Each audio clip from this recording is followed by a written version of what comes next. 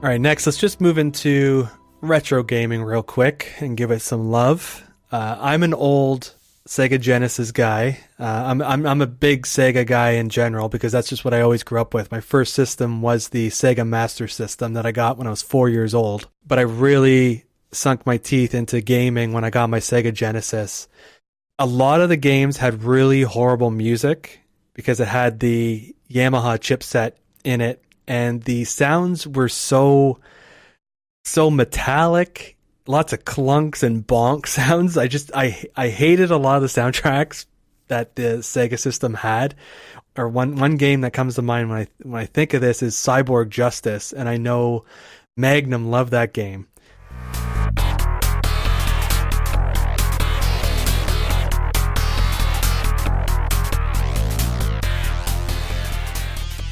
But Cyborg Justice has one of the worst retro soundtracks I've ever heard. It is like the most uninspired pile of shit that you can hear.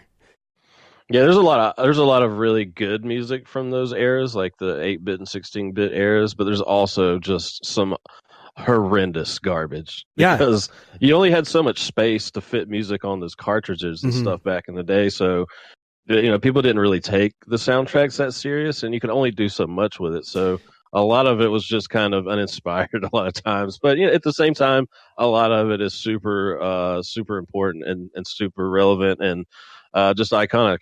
Like I said before, talking about Super Mario and Tetris and stuff like that. I mean, good stuff came from those times too.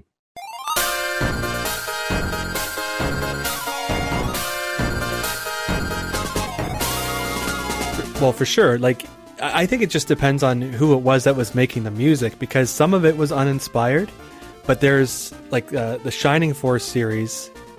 What they had was basically like 16-bit orchestrated music, and a lot of their soundtracks, even though the songs don't really stand out to me, they were well done.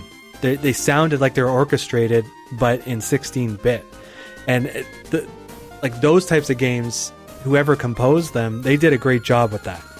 But like I said, like the Sega Genesis had a really shitty chipset compared to like the Super NES, which had a much better sound bank for its system, like hands down. It had way better music. Like all the Final Fantasy games had great music because it was on the Super NES. If it was on the Sega, I think it would be forgettable garbage.